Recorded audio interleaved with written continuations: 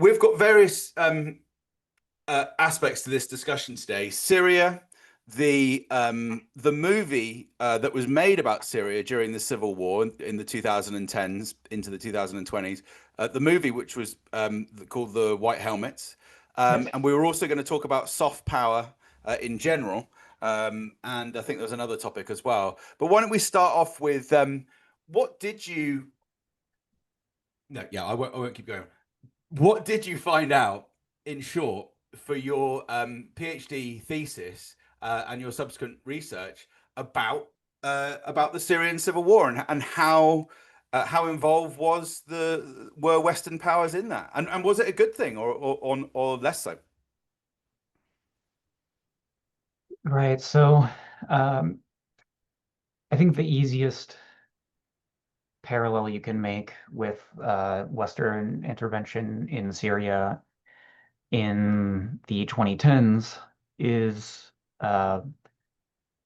comparing it with Western intervention, U.S. intervention, and also Gulf Arab Gulf states, monarchies in Afghanistan in the 1980s with Operation Cyclone supporting the Mujahideen, right? I mean, it's kind of like the the Contras of Syria is what they were supporting, backing, trying to stoke up in the past decade since 2011 when the war broke out. But fair to say that that the Western powers, the British and the Americans only, I guess, fair to say that they were more effective with supporting the Syrian opposition as the dictator of Syria has fallen, more effective than they were when they were supporting the Contras. Is that a fair judgment? Yeah, I mean, well, it's very similar in the fact that for a long time it looked like the Syrian rebels were not going to win, right? It Mm, wasn't it yep. wasn't until late last year that you had this sudden blitzkrieg assault by Hayat Tahrir al-Sham, formerly the Al-Qaeda branch in Syria, and the Syrian government and army very quickly collapsed and Assad fell. That was very unexpected. For 13 years of war, it looked like the rebels had been pinned up, that they had Mm, been defeated for the most part, and Syria was on its knees, but it wasn't. The regime didn't fall. mm. Uh, that is actually very similar to the Contras in the 1980s in the fact that the Contras were not able to successfully militarily defeat the Sandinistas. And something very fascinating I learned recently is that the Contras never internally, when speaking amongst themselves, they were never really talking about militarily defeating the Sandinistas themselves. They were talking about creating so much chaos that and getting the Americans so committed to this project that they would essentially force another Vietnam on the US, that they would force the Americans to come in on their behalf and defeat the Sandinistas for them. And this was Mm. very similar to what That doesn't sound like another Vietnam. That sounds more like another Ukraine or another right. Israel.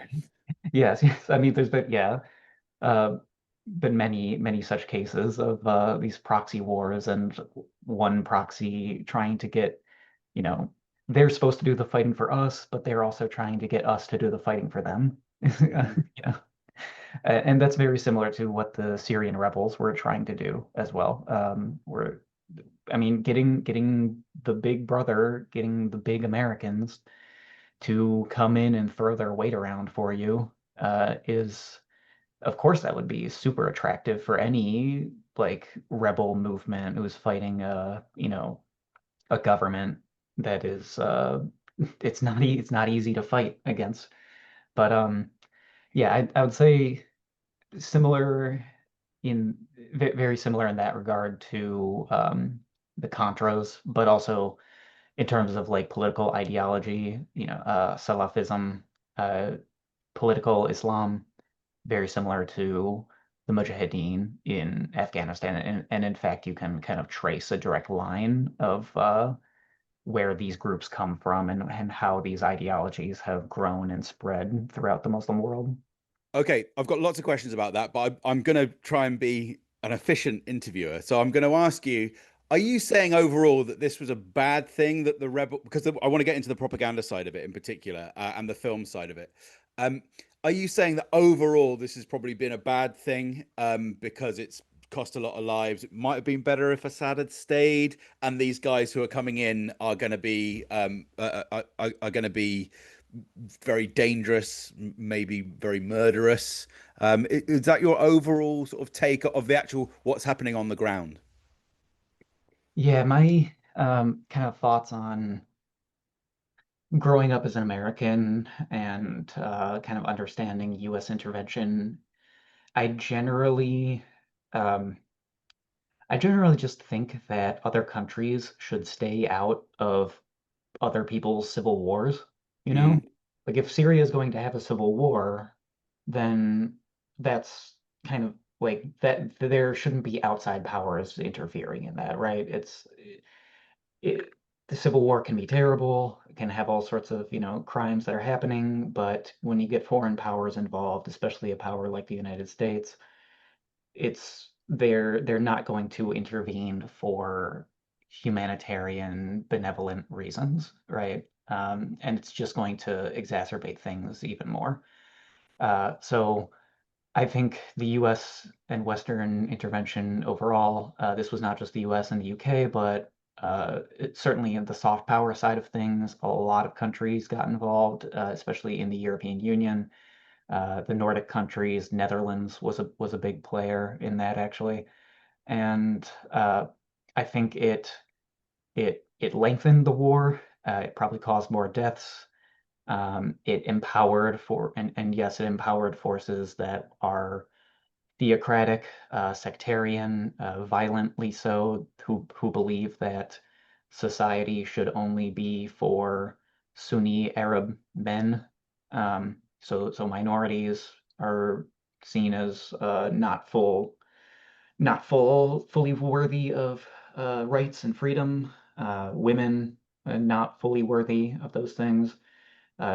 Religious minorities, especially Shia, are targeted with violence by these kinds of forces. Is And it the fair to is it fair to say that in the Assad regime that women had reasonable equal rights? Is that correct, Yeah, or is it, or was it quite bad and then it's just got worse?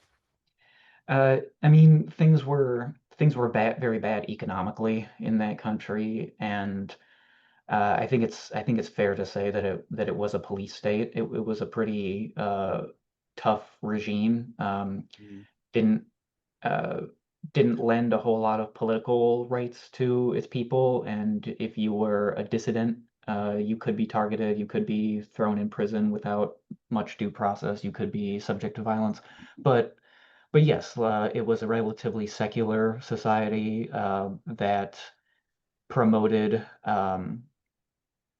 at least a certain kind of women's rights and feminism relative to the region as a whole. Certainly, it was more in line with our Western ideas of, like women's rights to wear what they want, to have It, it, employment, it, and it things like always that. struck me. It always struck me that Assad had been educated in the West, hasn't he, as a doctor? So I'd have thought he would have at least personally picked up a lot of those things. But rather than getting too much into the weeds with the actual situation on the ground, where there sounds like there are ambiguities, but that overall, that probably the outside interference may well have made things at least a bit worse.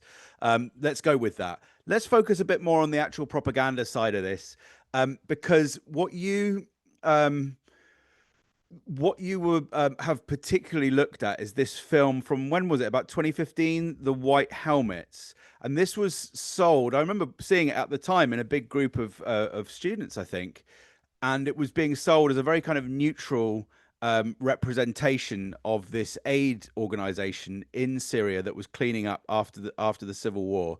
Now there was a hell of a lot of controversy around this documentary, um, and a lot of sort of I was going to say pushback, but I kind of mean counter pushback, if you like, where really anyone who believed that the white helmets were in any way bad, or that this film had been co-produced or paid for by the West, anyone in that bracket was kind of seen as a conspiracy theorist at best, really, and an Assad apologist more likely, and certainly quite possibly a crank. Now, one of the things that's so interesting about your work, given that you've written hundreds and hundreds of pages on it and you're a very sober scholar, is that you seem to be saying that actually that kind of liberal perspective was wrong. Am I right in saying that? From what I've read of your work, you seem to be the leading expert saying that actually the White Helmets movie was partly supported by, funded by the West. That was done quite covertly, and that the White Helmets, although might have been also a legitimate rescue outfit, were also part of the very closely linked with the Islamic, or whatever you want to call it, the violent. I don't know. You tell me. I won't try and put words in your mouth. What? Yeah. So the uh, the White Helmets documentary and the White Helmets as a group could not have existed without the Western intervention in the Syrian Civil War. It was funded by the West, the White Helmets organization. They were trained by Western agents. They were initially organized and led by a former UK military intelligence officer. Uh, James LeMessurier was his name. Yeah. Worked for a company called Analysis Research Knowledge, or just commonly known as ARC. Um, and the film certainly could not have been made without that Western intervention, because it couldn't have been made without the White Helmets themselves. It couldn't have been made without the protection of the local militias who were being either directly supported by the West or had friendly relations with the White Helmets as a result of Western funding. Okay. Let me just interject. I'm sorry. I'm an unusual podcast style because I I intervene. Yeah. Um, First of all, uh, are you saying that the film itself was a kind of deliberately designed propaganda project, and therefore did it have deceptive things going on in the film? Or are you saying just simply that there was some money from Western governments um, to support the White Helmets themselves, and then that basically facilitated them making their own film in their own way? I would say for this film in particular, it was a there was a deliberate propaganda aspect to it from the very beginning. I mean, By the West, or by Syrians? by both, Okay. because they both had a shared interest in promoting this kind of narrative and promoting this kind of intervention that they advocate for. And without trying to get without trying to get you to think too much on the spot about very specific things that I'm sure you've got written down, do we actually have sort of names and receipts for who did that and why they did it? Were they just trying to make a bit of money on the Cannes Film Festival market or whatever, or were they doing this? Do we know that there was particular Western backers who were doing this for ideological or political reasons? Um, how do we know that? How do we know how bad it was, or do we know how bad it was? Uh, for my research, a really helpful uh, archive of documents were these documents that were from government contractors who did work for the UK government in Syria, which included ARC, but also included a host of other Oh. companies as well. And so their internal records show that this documentary, The White Helmets. The White Helmets is an organization. Several other documentaries that the White Helmets were involved in creating were Oh. part of this billion-dollar covert propaganda soft power campaign that the UK and US were running. And we have the UK's documents because they were leaked to the press, or they were leaked to the public. We Oh, don't what? have. So they were. I was going to say, where did you get those documents from? Because it's quite difficult to get private companies' documentation. You can't go through the Freedom of Information Act very easily. But they were leaked to the press. And when were they leaked to the press? Can you remember? Was it sort of the middle of the Civil War, or was it towards the end when the myth, if you like, had already been established? This was September 2020. Oh, When, quite late. yes, so uh, it was released online by a person or people calling themselves Anonymous, the hacking group Anonymous. Oh, okay, yeah, yeah. Uh, and there had been a host of other kind of leaks from the UK Foreign Office in recent years.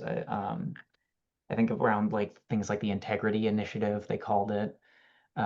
Things around like censorship and press control in the UK, it seemed like. Um, and this was it was barely covered at all in mainstream media. Right. Middle East Eye was the only mainstream outlet that I saw that even Oh, briefly so covered it. when you're saying it was leaked, it wasn't like leaked to the Times or the Guardian or the Washington Post or something. It was leaked and then used by only relatively small organizations, small media organizations. Yes, it was posted. It was posted on the internet, so anyone could Mm, access it if they wanted to. Only Middle East Eye really and only briefly reported on it, and mm, groups like the Gray Zone did yeah, much more in-depth dives into this leak, and I had to do a yeah, lot of work to verify these documents because no really no academics or media journalists had done that work yet. yeah. Okay, that's really interesting. Remind me of the gray zone link because we were discussing someone we've had a little contact with, Aaron Mate, and you said that he wrote a couple an article or two that was gonna have a sequel to it around about that same time, I think, wasn't it? That wasn't directly to do with the White Helmets movie, though, was it? That was more to do with. I'm trying to remember. Remind me. Yes, that was with the chemical weapons The chemical controversies. weapons attack, the Doom. This was the Doomer attack, and other places as well. So Yes. let me check in with you on this as well, then, because this is another area that I've found very difficult to keep up with. Partly, I think, because in 2020, when some of these things were um, kicking off, it was COVID, and I was just depressed to hell, and not really following the news as much as I'd like to. Um, so can you tell me? We can come back to the White Helmets film if you like. But that's given me a really good idea of how kind of conscious that involvement was and how much the money was important and the personnel were important in the film. Tell me, do you think is it your best guess, or do you really know that those chemical weapons attacks were false flag attacks by the Syrian rebels, or do you still think that maybe the Assad government did it, or is it a Uh, mixed, or is it a mixed picture? uh, I mean, I think the easiest answer is to say it's a mixed picture, but you kind of have to go case by case with each one, and it's difficult because there have been many, at least accusations of chemical weapons attacks, and there have been at least like half a dozen cases where we're pretty sure that at least some kind of chemical weapons attack did take place, whether it be something like sarin or something which I believe is something like chlorine gas, which I believe is actually not banned under international law. Um, it's complicated, but certainly the major problem with the chemical weapons controversies is that early in the war, Obama made this speech where he said that the use of chemical weapons and other weapons of mass destruction would be his red line. If he started Mm, seeing the Syrian government using chemical weapons in this war, that would change his logic, and he would be much more likely to intervene in the war.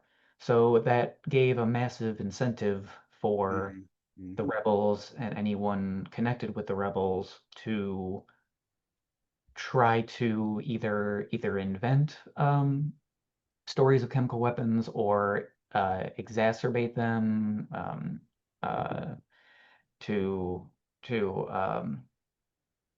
try to identify them as much as they can, and make and highlight them as much as they can, and make that the center of of the narrative about what's going on in the war. So that from early in the war, and it started happening very shortly after he made that speech, after he made that red line speech. Very quickly after that, there started being fairly sketchy accusations about chemical weapons happening, and some of those early stories. In fact, the first chemical weapons controversy uh, in late 2012, December 2012, um, was supported and backed and spread by analysis research knowledge, by ARC, by this company that created the white yeah, helmets in the yeah, first yeah, place. So yeah. they immediately got involved in promoting this kind of chemical weapons story to incite Western intervention in the war. And so that has, and another aspect of this is that uh, people, famously, Western journalists could not really access rebel-held territory in the Syrian Civil War because Mm, a lot of these rebels would either kidnap or kill Western journalists, right? Like there were too many journalists being kidnapped and sold for ransom, or being killed, sometimes in very gruesome ways on camera. Uh, yeah, some cannibalism was involved right, at yeah. various points. Yes, yes. And so a lot of Western journalists just didn't go into these rebel-held Mm, territories. And so mm, they continued to report on what was going on in these rebel-held territories, but they were not there physically. So they were getting their stories secondhand through either journalists on the ground in Syria, who many of whom had connections with Western governments. They were either funded mm, by them or mm, trained by them or both. They got their stories from rebel leaders, mm, rebel spokespeople, and many of these rebel spokespeople were trained and funded and armed mm, by Western foreign governments, or mm, they got their stories from the White Helmets themselves. mm, mm, So they were always getting a distorted view of what was going on. And at the same time that that's going on, also people like the OPCW, the Organization for the Prohibition of Chemical Weapons, who were supposed to be the major international watchdog for chemical weapons, they also, after 2014, could not access rebel-held territory.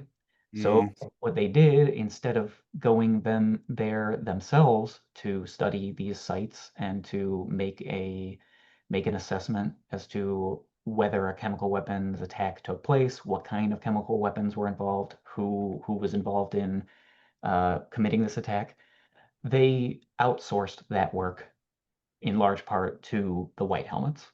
Uh, again, because they could oh, not access these spaces. So there was a big issue with control, with who was actually able to access this evidence and who was in control of this evidence. okay. Again, I've got several questions. I'll try and remember at least one of them.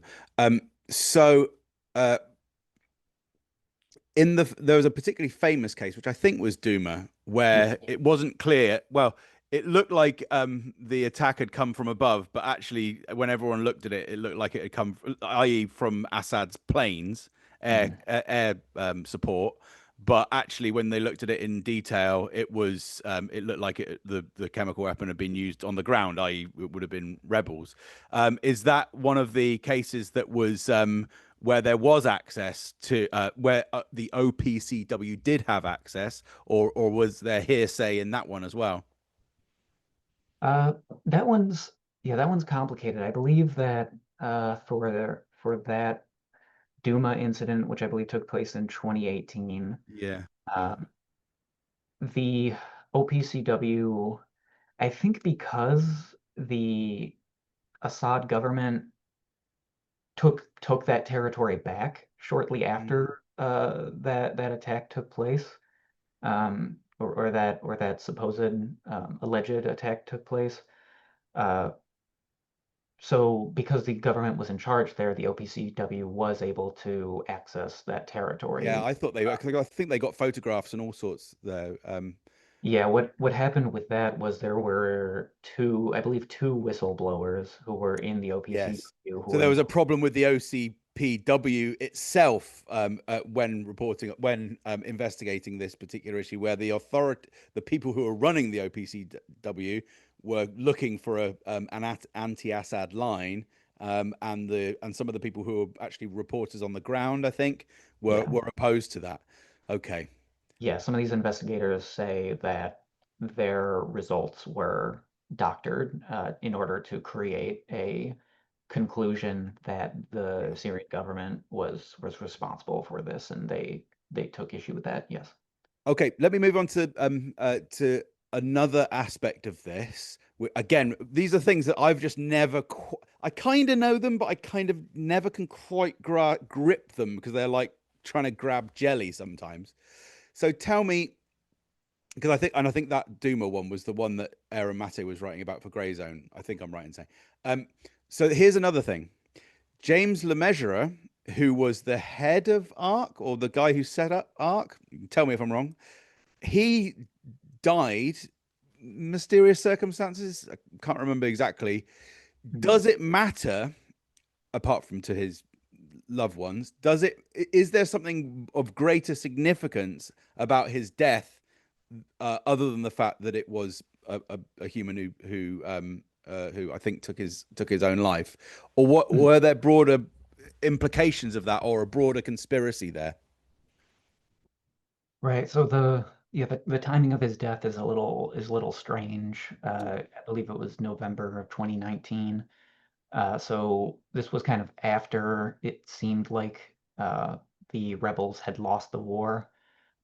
Once they lose in Aleppo at the end of 2016, which is a big reason why they made this White Helmets documentary, was because of the Battle of Aleppo and because the rebels were losing there.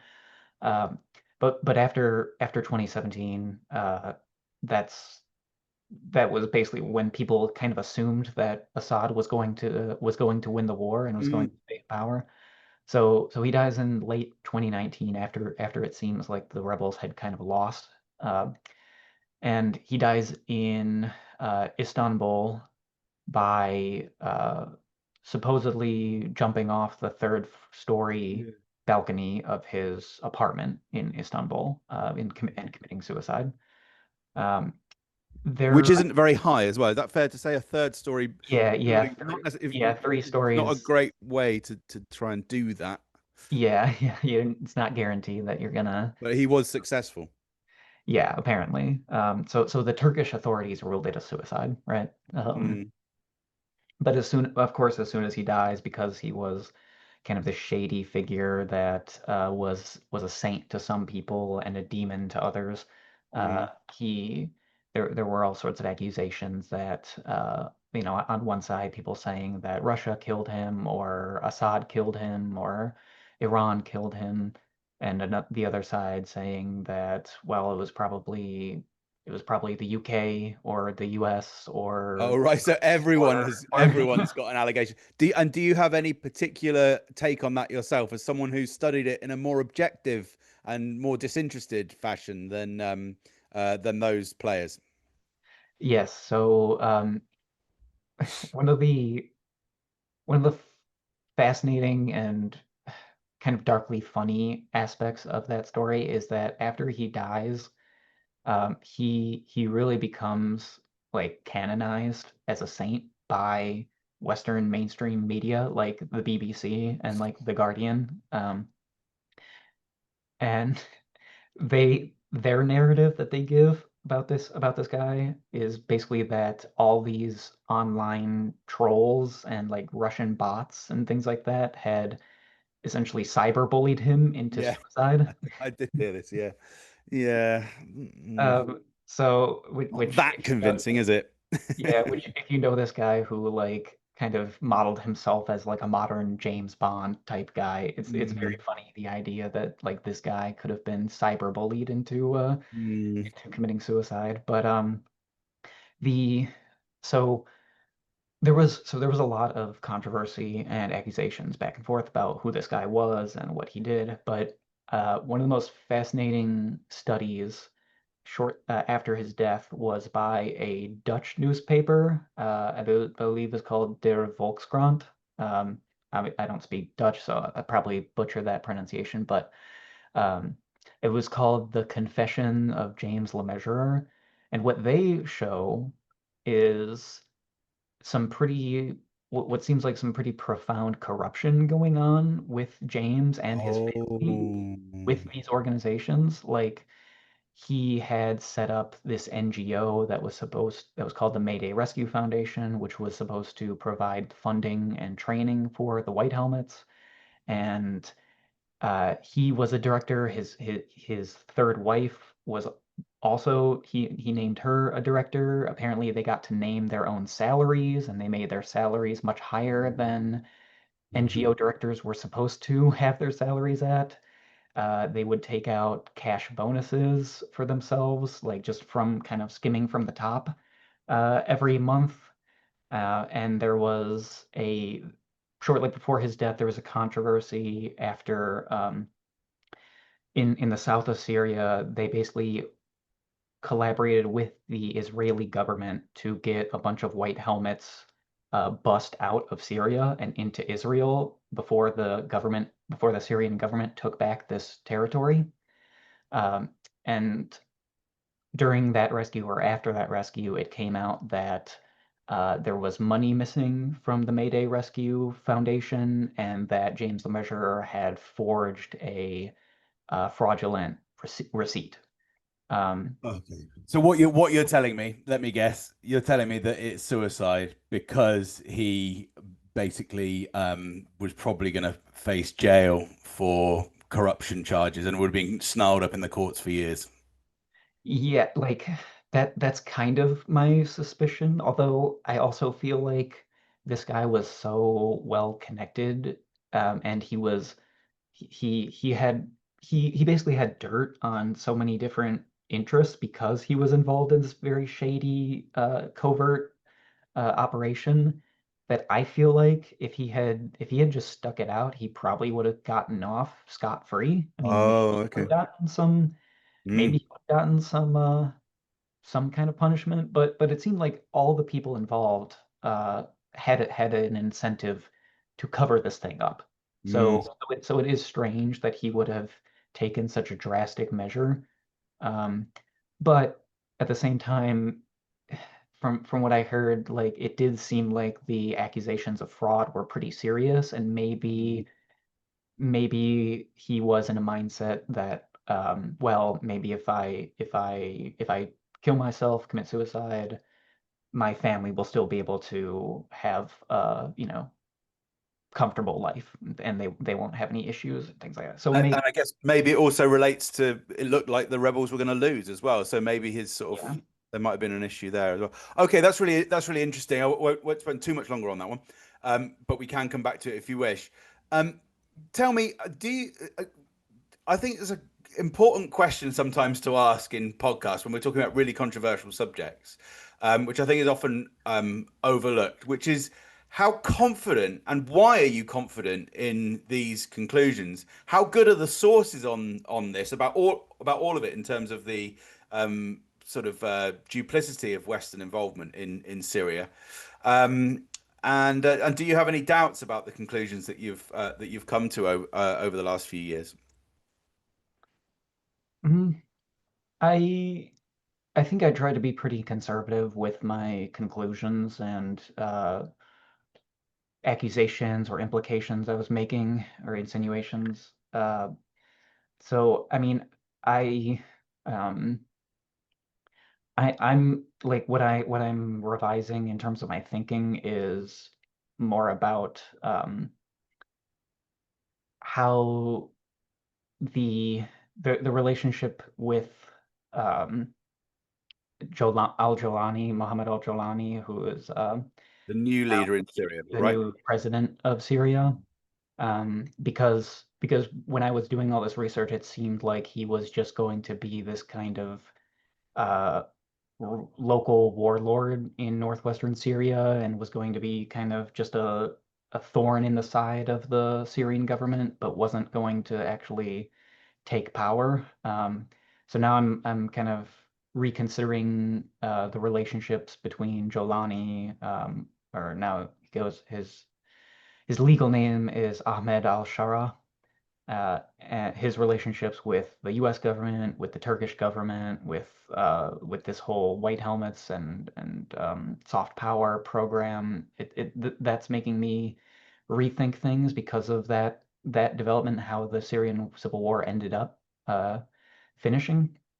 But I think the the sources that I have, I put a lot of effort into verifying them, corroborating them with other studies that have been done on this war and other documents that I can find about the media environment in Syria, about how the war um, progressed. So the evidence I have, I think, is pretty solid, and the documents that I have pretty clearly state that this was an expensive, large-scale, mostly covert, not entirely covert, but almost uh, but a very covert program to influence facts on the ground within Syria, and also to influence how the rest of the world perceives Syria, and even could possibly perceive Syria because of what their ability to control what information gets out, how that information gets out. And can we put a figure on how much money, what the price tag is for that kind of militarized propaganda operation? I'm sure I heard somewhere that it was $3 billion, but maybe you're talking about something that's perhaps a bit more. If you're talking about the mediatized aspects of that, but also the rat line of arms supplies and military advice and intelligence advice and so on. Are you able to put a price tag on that? With the okay, with just the media angle alone, setting up radio stations, newspapers, magazines, websites, training people on how to use cameras, providing them with cameras, things like that. That would run in hundreds of millions of dollars. As Hmm. far as the broader soft power program, which includes support to rebel Syrian police forces, to the White Helmets, to local councils, basically local governments that they set up, and all sorts of government services that they subsidize and set up, that runs into a couple $1 billion at least. And then if you add on the hard power aspect of Operation Timber Sycamore, the rat line of bringing in fighters, bringing in weapons, that would add another several $1 billion. So I think you can easily say that and it's all part of one piece, it's all So it's all perhaps one twice whole. as much as what I just suggested, which was $3 billion, which I'm sure is a figure I'd seen floated around. But if you add all of the things together, it's perhaps a couple of times that. Yes, yes, it would be probably well over $10 billion. In fact, I think Oh, okay. uh, the former ambassador, the former U.S. ambassador to Syria, Robert S. Ford, gave some numbers on that. Uh, Here, So is yeah, it fair to say that if you saw someone with a video camera, a decent video camera in Syria in the 2010s, the chances are that was bought by the US government or by other Western governments, or just likely the US. The US and the UK. I mean, we have much better documentation of the UK's programs because of the leaked The documents. leaks, yeah. Okay. So That's really interesting. Okay. Um, and the so the sorry the Robert Ford, he said that within over the past 4 years, and he said this in 2018. So between 2014 and 2018 alone, he said that the U.S. spent $12 billion dollars, and that oh, includes like humanitarian aid and all yeah. sorts of things like that to like the rebel held territory things. Yeah, and it sounds like without this support, Assad would definitely have stayed in power. Indeed, without the simply the propaganda aspect of it, presumably he would have. You think he would have stayed in power? Yeah, I mean, I think I I don't think that rebellion could have been sustained at the Mm. scale that it was without the many billions of dollars that they received from the US and the UK and NATO in general. I would say this was kind of a NATO project in general, along with the GCC Gulf states, Saudi Arabia and Qatar, especially. And was Turkey involved as well? Just out of Oh, yes. curiosity. Yes, Oh, Turkey was probably after the US and UK, as far as like the NATO country. yeah. Oh, So their involvement. I mean, Turkey invaded Syria 3 times during the course of this war, and they continue to occupy Syrian territory. okay, I think I've got one more question specifically about Syria before I ask you to reflect a bit more and start to draw some conclusions about soft power and also USAID. Let me just ask you, let me just jump back a little bit. You're talking about the white helmets, and we talked about how on these some of these issues we can basically say, yeah, that was quite bad, but there is ambiguity. Is it the case that the white helmets were at least partially a search and rescue outfit? To what extent were they exactly what they said they were, just digging people out of rubble and so on? And to what extent are you able to put a kind of thumbnail percentage about how sort of sincere and authentic they were as a search and rescue operation, or do you think it really was just a kind of cover for arms transfer, bombings, and deceit and all that kind of thing? I think the narrative we were sold in the West about them is more dishonest than the uh, kind of narrative and image that people, I think, on the ground in Syria got of the White Helmets. In the West, they had to beautify the White Helmets as this like secular democratic. They're all a bunch of like George Washingtons and Thomas Jeffersons who just love protecting people, and they're all a bunch of saints, basically. Um, on the ground, in Syria, I think it was more honest that yes, yes, this is a war zone, and they are trained and equipped. Uh, they can provide medical transportation, things like that. But there was also, I think, a pretty um, wide understanding that these are partisans in the war. They are not neutral actors. They are part of the rebel alliance. They sympathize with Sunni Arab rebels. They are drawn from Sunni Arab conservative populations, and in many cases they are drawn from the ranks of these Sunni Arab theocratic sectarian militias as well. Um, I can't really I can't blame them too much for what they did during the war because it was a brutal conflict. They certainly had personal reasons why they might be angry at the Assad government. Uh, they certainly had legitimate or reasonable reasons as to why they would be pushing for Western intervention, because why wouldn't you push for Western intervention to help you out in this war? Mm. And they were doing all of this dangerous work, whether it be saving people or whether it be propaganda for their side of the war.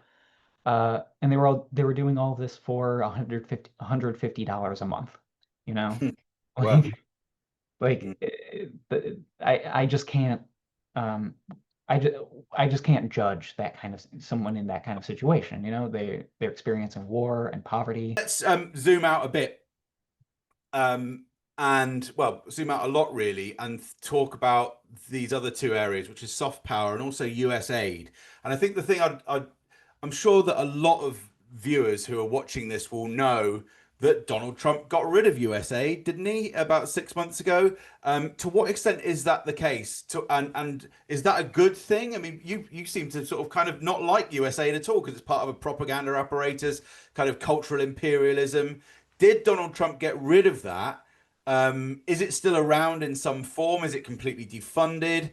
How bad was USAID in terms of what it was doing in terms of deceiving people around the world? Were there any good aspects of that program? Give us a sense of what's happening there and bring the story up to date.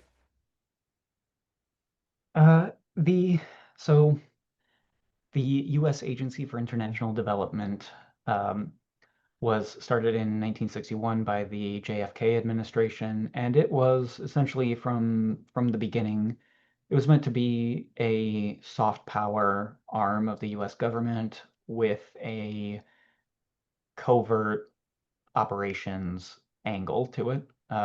It very quickly got involved in covert CIA activities in the 1960s, and some of its more one of the worst aspects of it was the Office of Public Safety, which was meant to train and equip police forces around the world. And you know, I think you can learn a lot about how the problems with American policing by looking at the police forces that the US set up and trained and equipped abroad and how they Mm, yeah. train people to police their own indigenous population.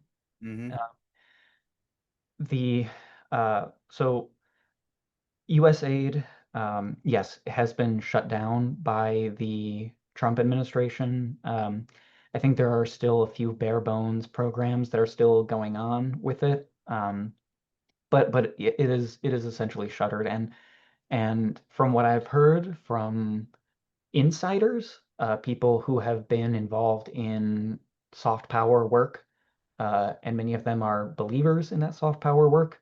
What they say is that this has been a death blow to U.S. soft power. That this is real. That it they really are dismantling these things.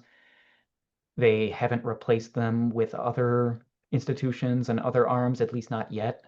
Just They Donald Trump's Truth Social. That's all the soft power they bother with now. Is that sort of we? Yeah, yeah. I mean, it seems like Trump is not interested in soft power, and his people are not interested in playing uh, the credibility game anymore. Mm. Um, they are much more interested in a kind of much more stark domination of just like throwing their economic and military weight around to bully people into doing what they want rather than convincing people and persuading people, right? So give me your honest reaction then, given that you are one of the foremost experts in US aid for the past whatever it's been, 10 years, um, or several years at least. Mhm. Do you think that do you actually think, God, I wish we had US aid back because it's better than what's happening with Donald Trump, even though you're a major critic of it? Um, no, don't I don't shed any tears for the loss of USAID. I don't. I think it was necessary to get rid of it. At least under the current regime of the United States. And I don't just mean like the Donald Trump government. I mean the governments that we have had for essentially for certainly my entire life, past 30 years. Um, I think that USAID has done some good with their humanitarian work. You know, like how you can't um, object too much to feeding people who are hungry. right? Although there are issues with that as well in terms of like dumping U.S. Agricultural products in other countries and destroying local industry, local agricultural markets and producers and things like that. So there are issues with that, of course, but um, it has done some good. It can do some good, but the problem is, at the same time they're doing that, they're also doing a million other much more shady, covert, uh, malevolent things.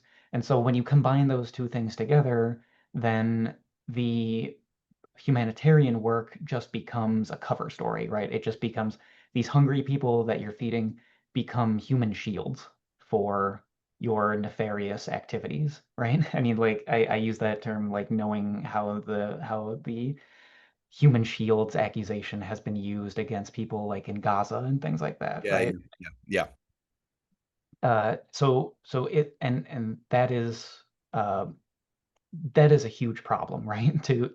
You are tainting humanitarian work in a major way by combining it with this kind of covert operations thing, and that causes all sorts of problems for the people receiving the aid, for the people administering aid. It makes them legitimate targets to be attacked by people who are against the U.S. and against U.S. policy. It really distorts and taints the entire project. So I certainly wish it had been dismantled and changed in a different way, not the way that it's being done, but I think it's necessary that it needed to go away, and this kind of way of doing things, this kind of way of doing humanitarian work needed to go away. And frankly, with the U.S. regime and the U.S. government the way that it is, it couldn't have really been done any other way, unless you had a revolution, right, in this country. Of course, it was going to be done in an anti-human way, in the way that's being done now, right? The U.S. was never going to the U.S. government was never going to reform itself into like having a much cleaner humanitarian arm of its foreign policy. Yeah, okay. That's really good. I think that we've covered the main areas that I wanted to cover. I'm trying to think if there's a good kind of concluding question. Um, I suppose, is there anything that you feel that we've missed out there? What's your, and I was going to say, what's your sort of current take on what's happening in Syria, and your current take on, what you sort of think's happening with propaganda in in the present and over the coming years. But I don't know if that might be a bit of a generic question. I don't want to force you into generics.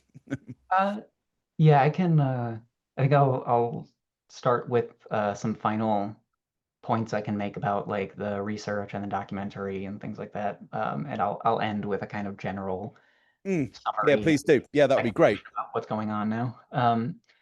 So one one thing that I think was really missed in this story about the White Helmets and about the soft power program in Syria and about the White Helmets documentary, which won an Oscar Mm, after its release, was the kind of on the ground human angle of the labor that's involved in creating these media products, and who's exploited in that labor and who is kind of benefiting from that.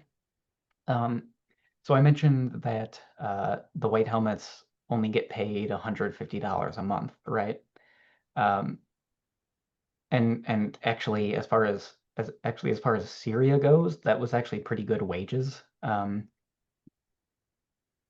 Syrian government soldiers were only being paid $30 a month, and by the end of that war, the economy had been so destroyed in Syria that they couldn't even pay that to their mm. soldiers, which is a big reason why, this whole regime and army Suddenly collapsed. collapsed Yeah. very quickly. Mm. Yeah, they couldn't even fuel their tanks. They were on their knees. Um, so the White Helmets were getting paid $150 a month, which was decent wages for Syria, but you and I hear that, and we're not making a ton of money in the West, right? But we hear that, and $150 a month sounds like absolute dire poverty. Um, they the people who got to enjoy the Oscar parties and wear the fancy gowns and include these documentaries on their CVs were the British Western documentary filmmakers. And they didn't even have to go into Syria at all to film this documentary, to make this film. They did not step foot inside of Syria. What they did was they went to Turkey, where the White Helmets had their training facilities, and they had some of these White Helmets filmmakers come out of Syria into Turkey. They met with them in Turkey, and they filmed some of their training sessions and things like that. Spent a few weeks there, and then they just went off back to the UK. And then it was these Syrian White Helmets filmmakers who had to go back into Syria, into Aleppo, into a war zone to film this thing, and they exchanged notes online with their British counterparts. But they were the ones who were actually creating this thing, and uh, by the end of it, there are some other studies I used in this that suggest that people were working without insurance in Syria. People were working without getting paid.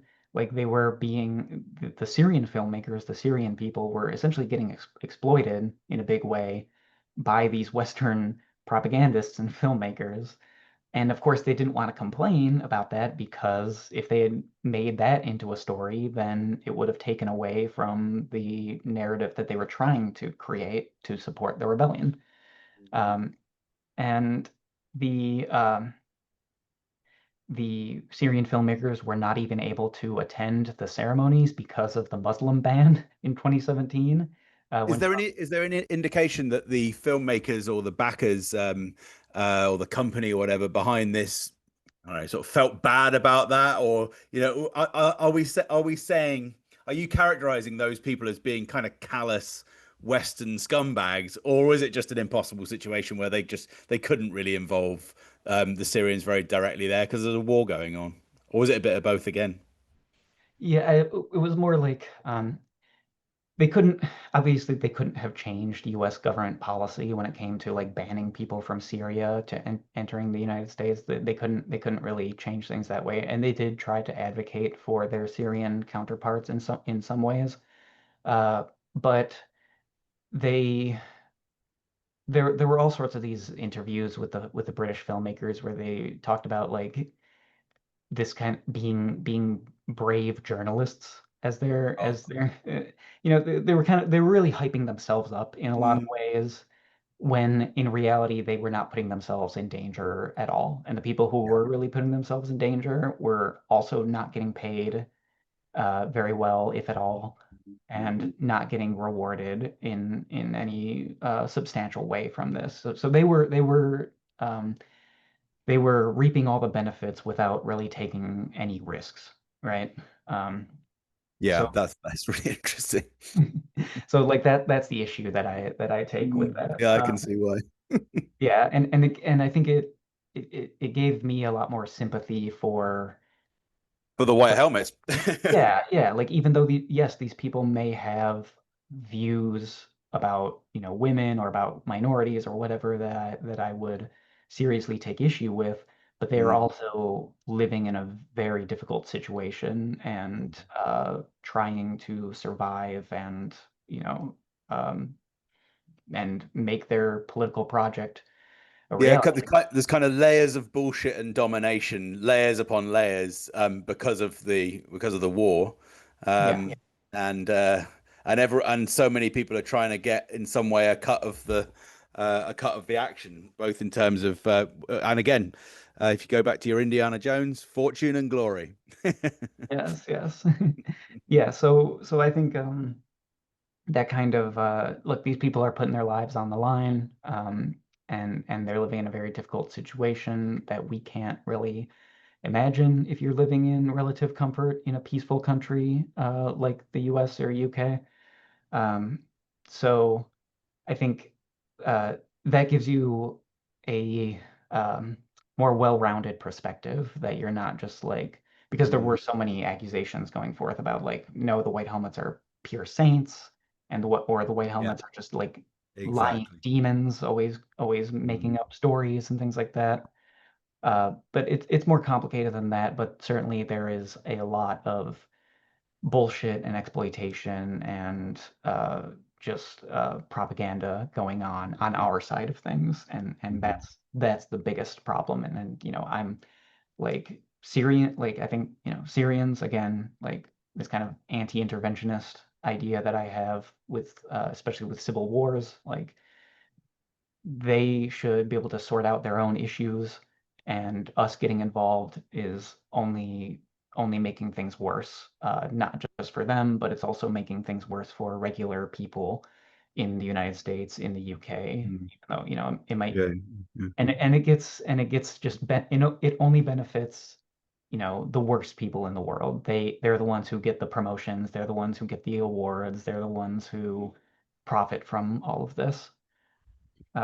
So yeah, I think that's what I would say about like overall the kind of lessons from this research.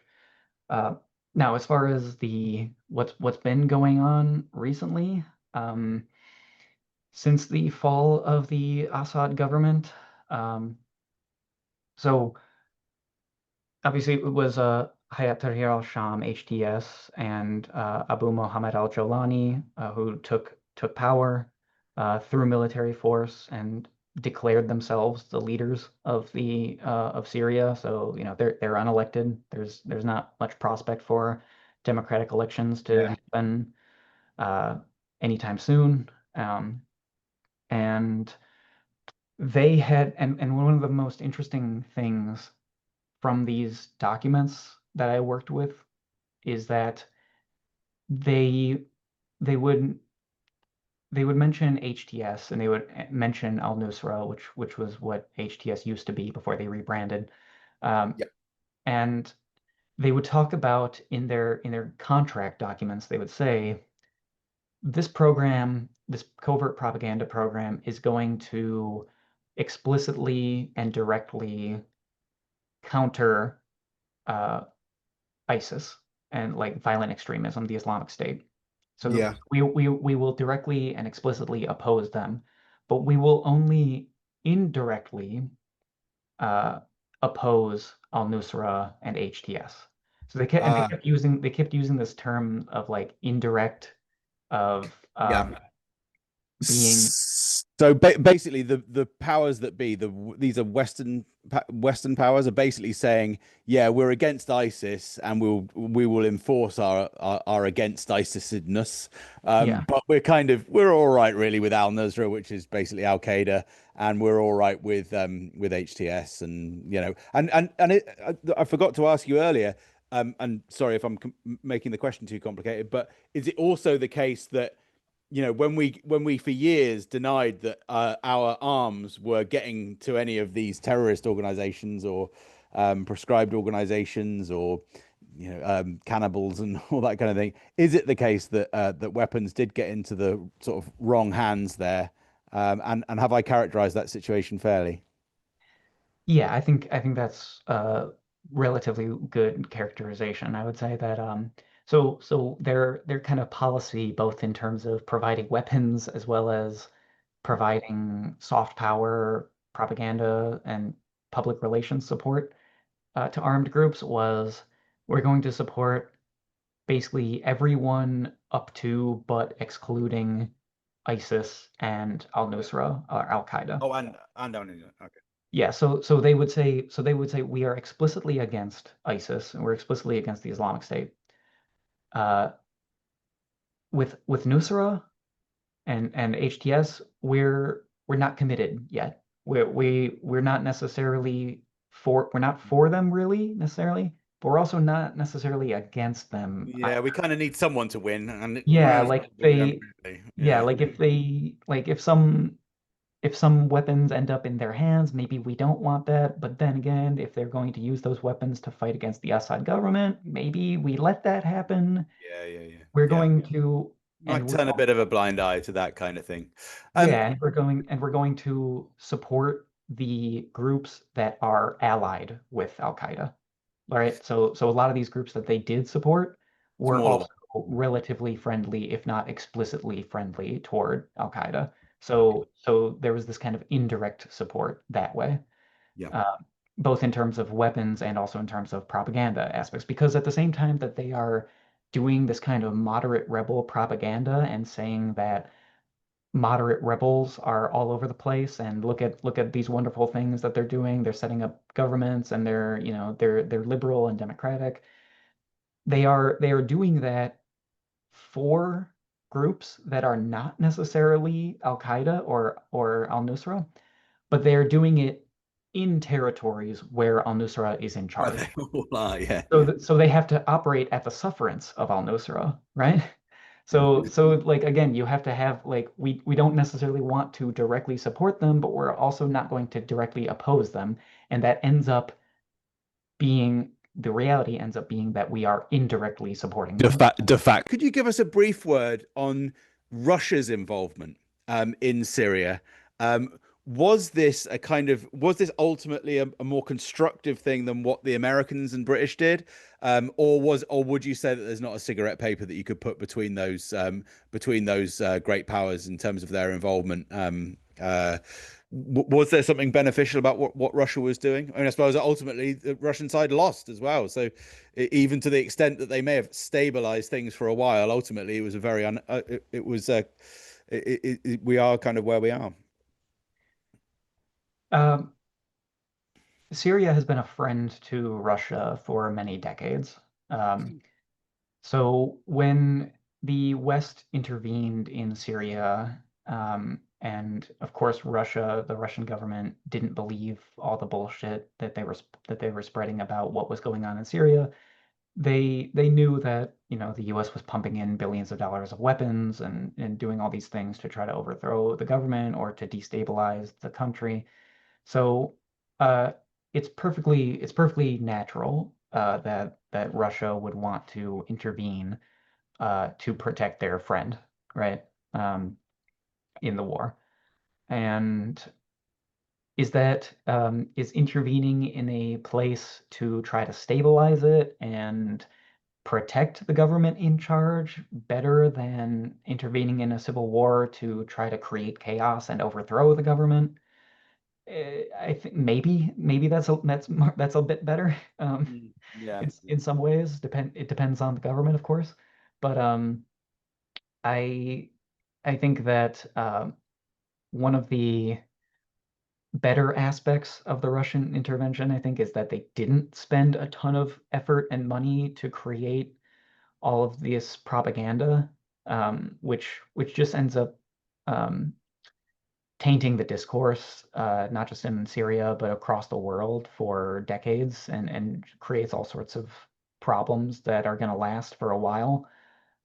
So they were more honest about their intervention to say like, look, we're here to intervene on the side of the UN recognized government of Syria. We have the legal right to do this because we've been invited by the government. Mm. That's what we're doing. And yes, we are bombing uh, rebel targets. They say of course they say they're targeting military targets and maybe but of course they also kill civilians as well. Um, so it, I wouldn't say it was a good thing, but it was an understandable response to the U.S. intervention. They waited a while. They waited until the end of 2015 to intervene in that war, and they I don't think it caused nearly as much damage or bloodshed as the U.S. intervention and Western intervention did. Um, and at the end of the day, um, it hasn't worked out too terribly for Russia, actually, because Jolani and his people, the, Russia can still offer them some things, right? Russia can still offer like some protection, it could still offer some weapons and things like that.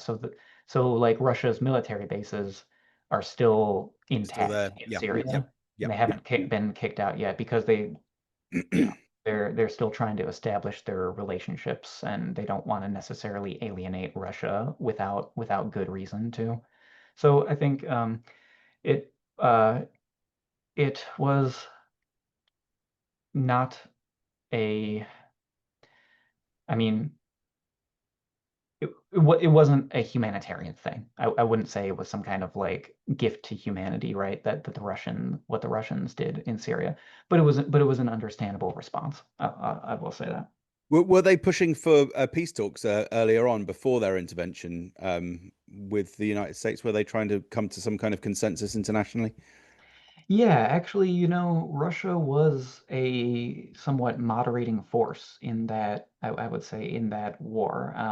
Yes, they did back Assad, but they also told Assad to negotiate and to try to It could be that it could have been without Western, if the West hadn't ramped things up so much, Russia could have been part of something more constructive. But yes, yes, and how it ended with Assad's fall, it sounds kind of like they were pushing Assad to make deals with Turkey above all else, and of course with all other players in this war.